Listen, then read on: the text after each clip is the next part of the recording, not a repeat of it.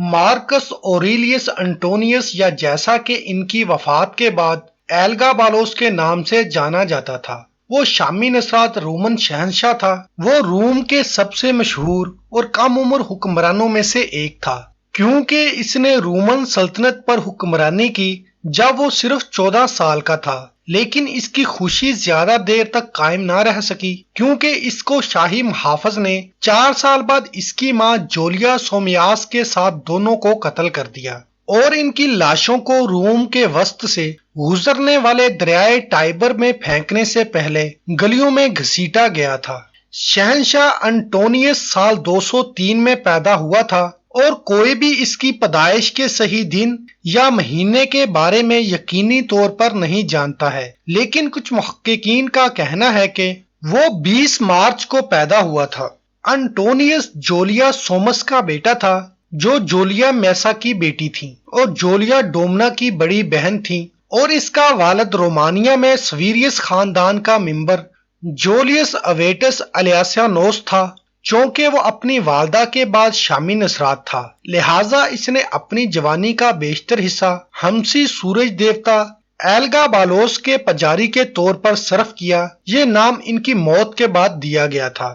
سن 217 میں رومن شہنشاہ کاراکالا جو جولیا ڈومنا کا بیٹا تھا اپنے فوجیوں کے ایک گروہ کے ہاتھوں مارا گیا۔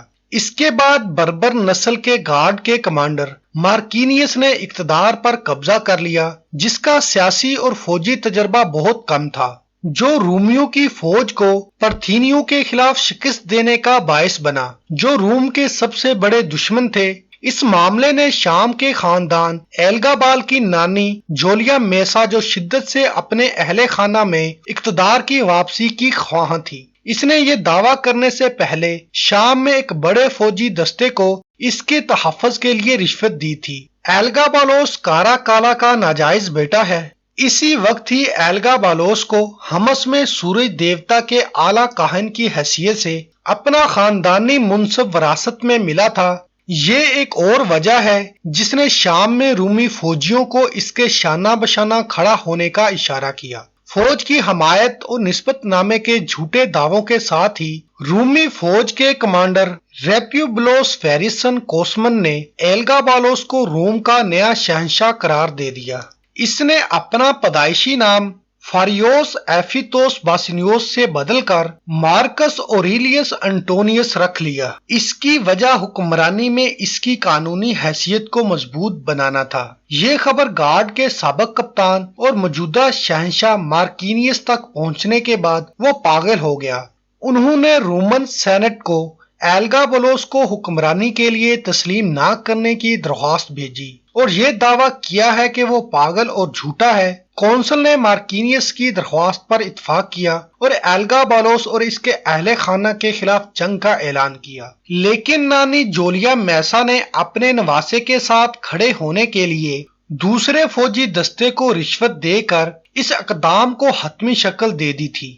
8 جون 218 کو ایلگابالوس اور مارکینیس کی فوج کے مابین بڑی جنگ شروع ہو گئی، لیکن بعد میں مارکینیس اس جنگ سے بھاگ گیا، جس کی وجہ سے اس کی فوج کا خاتمہ ہوا اور نوجوان ایلگابالوس کی فتح ہوئی، جو 14 سال کی عمر میں سلطنت روم کی تاریخ میں حکمرانی کرنے والا سب سے کم عمر شہنشاہ بن گیا، جبکہ مارکینیس کو بعد میں گرفتار کیا گیا اور اس کو کیپاڈوشیا میں پھانسی دے دی گئی۔ اس کی حکمرانی کے دوران ایلگابالوس نے ایسی چیزیں دکھائیں جو مذہبی روایات کی توہین سمجھی جاتی تھیں۔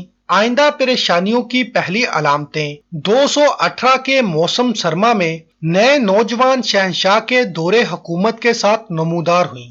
روم میں سامراجی زندگی کے فتنوں کے باوجود ایلگابالوس نے رومن رسم و رواج اور ثقافت کی پرواہ کیے بغیر اپنے ہی اصول بنائے۔ اس نے روم کے روایتی دیوتاؤں، خاص طور پر مشتری کو اپنانے سے انکار کرنا شروع کر دیا اور اس دیوتا کو ترک کرنے سے بھی انکار کر دیا جس کی وہ پوجا کرتا تھا، جسے وہ ہمس سے روم تک 2000 میل کے سفر میں ہمسی سورج دیوتا کا مجسمہ اپنے ساتھ لے آیا اور اعلیٰ فوجی رہنماؤں کو اس کی عبادت کرنے پر مجبور کیا۔ ایلگابالوس کا جرم نہ صرف روم میں غیر ملکی دیوتا لانا یا ان کے رسم و رواج کے مطابق اس کے بیش بہا طریقوں سے اس کی عبادت کرنا تھا، بلکہ خود اسے مشتری دیوتا کے سامنے کھڑا کرنا بھی تھا۔ نہ صرف یہ کہ بلکہ وہ اپنے پورے دور میں ایک بزرگ کاہن کی حیثیت سے اپنے عہدے پر فائز رہا، اور اس نے شام کے دیوتا کے لیے ایک ہیکل بھی تعمیر کیا، اور کچھ روایات کے مطابق ایلگابالوس بہترین قربانیوں کو انسانی قربانیوں کے لہو میں ملا رہا تھا اور دیوتاؤں کے لیے نذرانہ پیش کر رہا تھا، اور یہ سب کچھ سینٹ کے ممبروں کے سامنے کیا گیا تھا۔ ایلگابالوس اپنے جنسی تاثرات کو دبانے کے لیے مشہور تھا۔ اس نے 5 بار شادی کی اور اس نے سب کو طلاق دے دی، اور اس نے اپنی بیویوں کے علاوہ کبھی بھی ایک ہی عورت سے 2 بار جمع نہیں کیا، اور اس نے اپنے دوستوں، موکلوں اور غلاموں کے لیے اپنے شاہی محل کے اندر فحاشی خانے کھول دیے۔ اس کے ساتھ مرد محبت کرنے والے بھی تھے۔ کہا جاتا ہے کہ اس نے ڈاکٹروں کو خود کو خاتون میں بدلنے اور خواتین کے تناسل کو دینے کے لیے بھاری رقم کی پیشکش کی تھی، جس کی وجہ سے تاریخی روایات کے مطابق بہت سارے جدید تاریخ دانوں نے اس کو ٹرانسجینڈر بتایا تھا۔ افواہوں میں سے ایک یہ بھی پھیل گئی کہ ایلگابالوس شاہی محل کے ساتھ ساتھ روم کی گلیوں میں بھی خواتین کے لباس میں گھومتا تھا، اور یہاں تک کہا جاتا تھا کہ اس نے ہیروکس نامی ایک غلام سے شادی کی تھی۔ ایلگابالوس نے رومی قوانین اور روایات کو یکسر نظر انداز کرتے ہوئے زیادہ خرچ اور عیاشی والی زندگی گزاری، اور نہ ہی اس نے اپنے علاوہ کسی مذہبی فرقے کے لیے کوئی احترام ظاہر کیا، اور یہاں تک کہ ویسٹل کنواریوں کے گھر کی بے حرمتی کی۔ مقدس کنواریوں میں سے ایک اکلیلا سویررا کو اپنی بیوی بنا لیا۔ ایلگابالوس نے سینٹ کو اپنے فیصلے سے دنگ کر دیا۔ کسی کاہن عورت کی کاہن مرد سے شادی کے علاوہ اسے موزوں کوئی اور چیز نہیں ہے۔ یہ دعویٰ کرنا اچھا خیال ہے، کیونکہ ایسی شادی سے خدا جیسے بچے پیدا ہوں گے۔ نوجوان شہنشاہ ایلگابالوس کے برتاؤ کے سبب لوگوں نے ان سے منہ موڑ لیا، یہاں تک کہ اس کے شاہی محافظ، اس کی والدہ اور نانی بھی، جنہوں نے اس کا متبادل تلاش کرنا شروع کیا، اور انہیں اس کا متبادل اس کا کزن الیگزینڈر سیویرس ملا، جو 13 سال کا تھا۔ نانی جولیا میسا اپنے چچا زاد بھائی الیگزینڈر کو شریک حکمرانی میں ترقی دینے کے لیے ایلگابالوس کے ساتھ جوڑ توڑ کرنے لگیں۔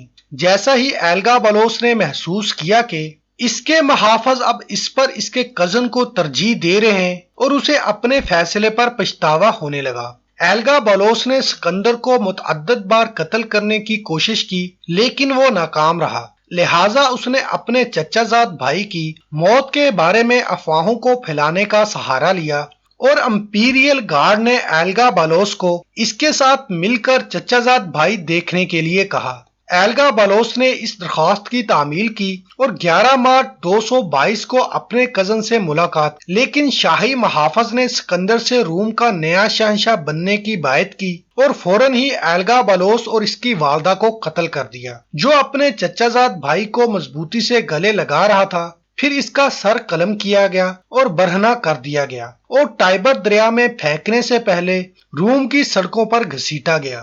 اس کے ساتھ ہی روم پر حکمرانی کرنے والے عجیب و غریب شہنشاہ کی کہانی کا اختتام ہوا، اور اس کا کزن الیگزینڈر سیویرس روم کا شہنشاہ بن گیا، جو سیویرس خاندان کا آخری شہنشاہ تھا۔